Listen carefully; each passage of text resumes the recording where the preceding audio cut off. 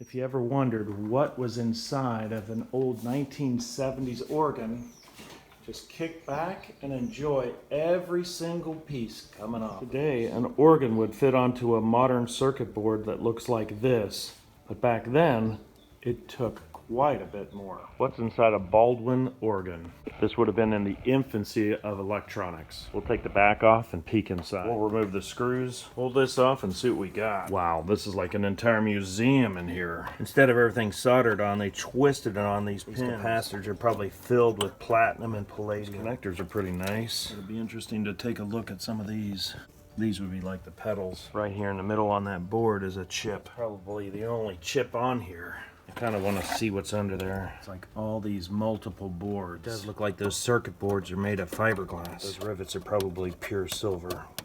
This looks like an old ballast. Big transformer here. I want to see under one of these boards. I'm going to remove it. It's held on by these screws. It's interesting to see how they mounted these boards. Now we can pull this out a little bit. Looks like a traditional circuit board on the bottom. The plugs are so simple. Now let's get a look at this thing. A good look at the bottom. Here's the top. All the pins here are gold plated. Look at that chip, 7503, so probably a 3-volt regulator. I'll scratch one of these legs and see how far that gold goes in. It's like the gold plating doesn't come off. I mean, they can't possibly be solid. I've like scratched it like 30 times. It's still gold. I'll solder one of these and acid test it and see how far that gold goes. We'll use the solder wick to get rid of the solder. Let's pull it up and see what we've got. We'll scratch it onto a stone and acid test it. We'll start with 10 karat acid and see what we've got. I'll try some 18 karat acid. I put 4 drops. I put 10, 14, 18, and 22 acid on it. It looks like it dissolved everything except for the 10. After about 5 minutes, it looks like even the 10 karat acid ate. It looks like these are going to be gold plated, very heavily gold plated. I tested this button for silver, and there's no red in that pool, so it's not silver. We'll scratch the circuit board and see what's underneath the green, and it is copper. Right there's a bigger scratch so you can see the copper color.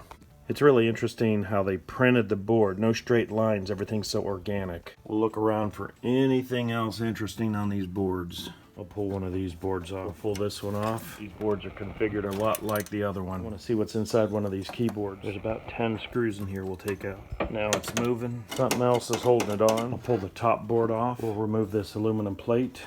With those 2 big screws out, this moves. When I turn this thing upside down, you can see all those electronic boards in here. We'll disconnect some of these wiring harnesses. These wiring harnesses go all the way down very deep. Connect a lot of things. Just interesting with these wire ties before zip ties. Amazing. Absolutely amazing. All of this stuff now is controlled by a single microprocessor. Amazing to see how much engineering goes into this. Look at some of this crazy stuff. I mean, is that a variable resistor? This is a reverberation device. Absolutely cool.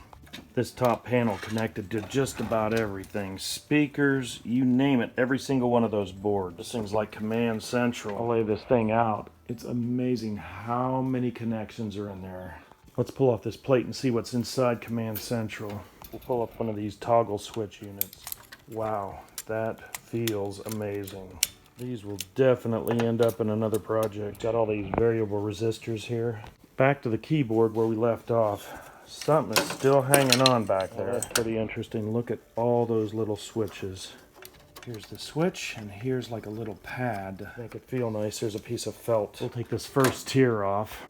It's held on by 6 bolts underneath here. 1 bolt left. It really is moving. This part is really heavy. Still tied on by some wires here. We'll take a look underneath the keyboard. It's like a line of resistors. I'll pull the screws out and take this big assembly apart. Some of these panels just come right off. Here's under the top keyboard. Here's another switch panel. Colorful wires, little diodes in there. A starter from a fluorescent light.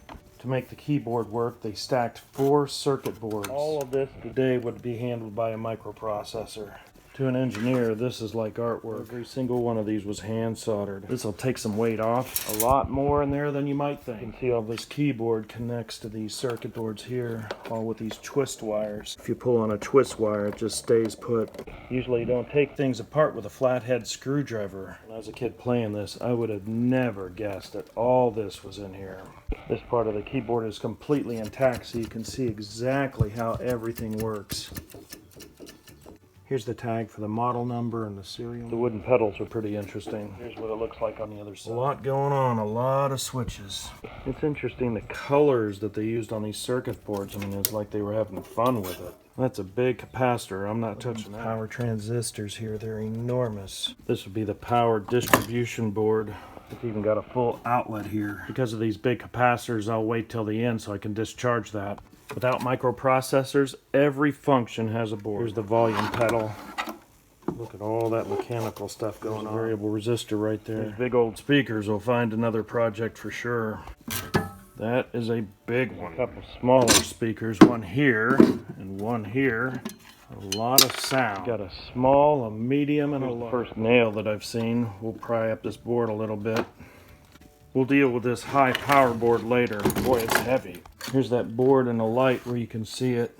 Right there's the main fuse. Big transformer, a ballast, big huge capacitor. We'll pull out this wooden pedal assembly. Wow, it's a lot heavier than I thought. This pedal assembly is built on this big huge piece of metal. Press the pedal, it hits a piece of felt at the end. It's all spring steel on the back. We'll take off this front fabric piece, and it's got some interesting fasteners to keep it on.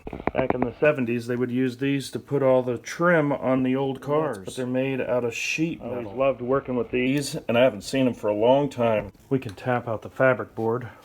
It's really moving, but there's always one more bolt somewhere. There's a few staples at the bottom. A lot of bolts holding that on. The internal structure is really in there pretty good with lag bolts. Inside this is pretty dirty. There's bugs. You can see all the little mouse tracks. It's just one piece at a time. Well, that looks a lot different. I'll lay out all the circuit boards so you can see how many there are. While I was pulling it apart, I found a fluorescent light in there. That would explain the fluorescent starter here. A lot to pull this apart. Imagine what it took to put it together. I can't believe I just found an LED on this 1970 organ. I wonder what this LED cost all the way back then. Take a look at history.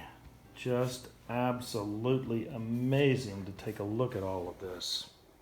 If you ever wondered what some of the first electronics looked like, you're looking at it. In 1970, it took this many electronics, and today, it would be all fitting in something like this. It's neat to see where technology has come from. Next time you walk by one of those old organs, you'll be able to say, I know exactly what's in there.